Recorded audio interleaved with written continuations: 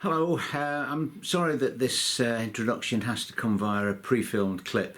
It's just that my personal circumstances mean that I may not be able to make the meeting early enough for when this little segment comes up.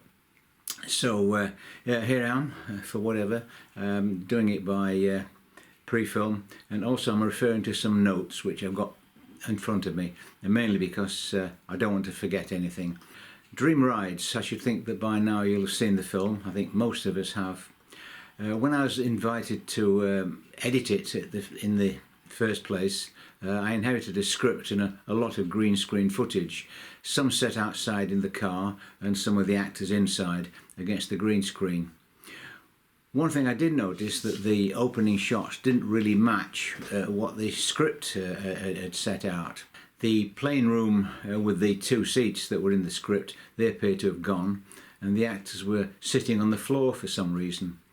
I was given to understand later that it had been decided that the VR experience would take place in a white room, a sort of Ven-like environment. Now this worried me because VR is very commonplace today. All you need really is one of those visor things and a computer, and you can visit anywhere in the universe, including New York, in fact.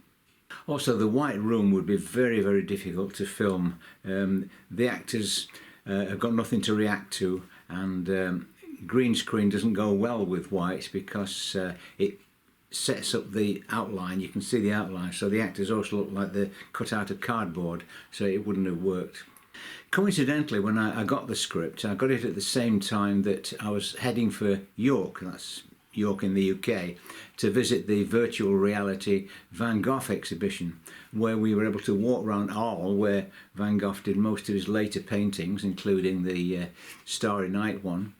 And we could actually, within the VR experience, stand by the river and look up at the Starry Night, which was then superimposed against the actual stars, the plough in the painting, so we could actually see that as it would have been when he painted it. So all we needed really was a visor and a comfy stool. No white room, so what else could we do? It occurred to me that there's a lot of interest in retro gaming these days, so let's imagine that we're in the future and there are retro gaming arcades where you can go back anytime, anywhere, using what would be by then a more sophisticated VR system, dispensing with the VR headset. We're heading that way anyway. You know, I've been to VR exhibitions where it's basically just a curved screen. So this would be more believable, and we'd be back on track with Merlin's script. So I set the Dream Rides VR arcade in a Blade Runner type environment. That's a film I'm very fond of, and did some insert panels to set up the story. The two streets at the beginning were photoshopped with Blade Runner style hoardings, some of which may carry familiar names. You may well see your name somewhere in those two shots. The neon hoarding above the arcade serves as a title and carries the byline "Anywhere, Anywhen." The staging room where the virtual reality ride happens was just a flat image constructed in Photoshop. It uses just two panel images, repeated as many times as needed to create width, plus the central control and hologram screen in the centre. The actors were green screened, of course, and keyed out in the usual way. Incidentally, this is the point where the actors were supposed to sit on the floor, but as you can see from this outtake, it would never have worked because the feet disappear and it really looks physically awkward. So I brought back the chairs, nice airline ones, and by zooming close to the actors so we don't see their crouching bits, they appear to be sitting comfortably down in the chairs. No one's ever explained why they take off their shoes. I don't know why that happens. Anyway, there we go. When it came to the interaction between the characters and the computer control system, I thought that rather than a disembodied voice, it would be fun to have the voice coming from a holographic receptionist, and a know-it-all receptionist at that. We've all had to deal with something like that ourselves, I'm sure. I was talking to Annie about the receptionist idea when we were on the bus going to see that Van Gogh exhibition, and she kept coming up with an outrageous range of tour guide voices throughout the journey. and to be honest, the character virtually wrote itself by the time we got there. We later went through the process on film to finesse it, and here's the rehearsal. Your character will be a sort of computerised receptionist, you know, so what you've got to think about is what's the cheapest, nastiest, primmest type of receptionist that you might find in these places, you know, and what kind of voice would they have? So you got the words down there. Just try one or two at random, and then we'll try and decide which is the good one. Okay. Well. Yeah. Okay. Welcome to Dream Rides. Experiences so convincing you'll believe they're real. Scottish can't get. You can't beat it. Can't get better than that. Can't beat it, can you? Go on, try something. What else maybe, you got? Oh, I don't know. Maybe a little bit of Scouse. Go on then. Go on. Welcome to Dream Rides. Experiences so convincing you'll believe they're real. Marvellous. Yeah, what else? I mean, so, to be fair, you're classic Northern. Yeah, go on then.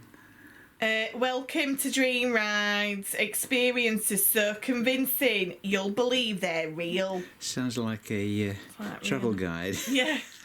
Yeah, completely. What else have we got? Try your Australian one then. Welcome to Dream Rides. Experiences so convincing you'll believe they're real. Very good. Oh. Got me. Oh, right. Welcome to Dream Rides. Experiences so convincing you'll believe they're real. The only problem I've got with any of those is that I think it'll bring the house down. Yeah. Yeah. So I think the best one is going to be, say, a receptionist that's prim and proper and really thinks she's wonderful and glamorous. Oh, I've met a few. well, we all are. The sort of typical dentist receptionist. But they usually start off with, what do you want? What do you want? Not hello, how are you, welcome. Well, what do you want? Well, this is computerised, so it'll be effectively pre-recorded. Oh, listen, whoa, that's a good one. Try me that one. Welcome to Dream Rides. Experiences so convincing, you'll believe they're real. Oh yes, I believe that. Yeah, okay, I think we'll go with that one. The hologram was created by filming any scenes in front of a green screen as usual. To Dream Rides. Experiences so convincing, you'll believe they're real. The green was keyed out, the image was cropped to size and then added to the background plate of the staging room.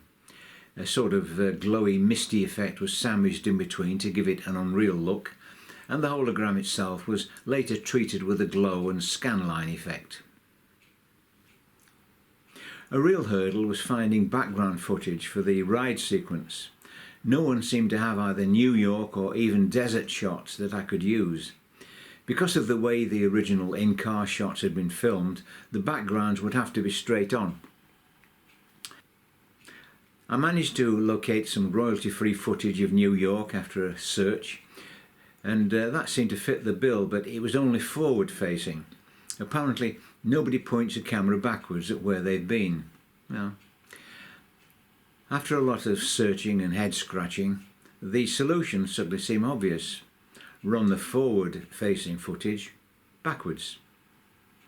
Of course, all the traffic and pedestrians would appear to be walking backwards, but by just showing the top half behind the car, all we see are the buildings, and the effect was quite convincing. What I couldn't find was any desert footage, apart from some holiday shots that didn't really fit the brief. Again, ingenuity saved the day, as I found a high-resolution, royalty-free still shot of a desert road. By gradually zooming backwards and placing the car in front, it looks as though the car is moving forwards. Adding some subtle camera shake and then flopping the still image horizontally when we got to the close-ups, there's sufficient variety to give the impression of a moving background. And what about that weather control and navigation system that our hero rather condescendingly refers to when our heroine takes over the driving? Well, it's obviously a sophisticated computer readout. Well, actually, it's a graphic I did in Photoshop with a moving bar graph superimposed on the left side. And what do those push buttons actually mean? It refers to that one to go forward and that one to go back. So what do these actually mean? FAB. Yep, it's an in-joke. Thunderbirds are go. FAB, Scott. FAB back at you, Dad. Over now.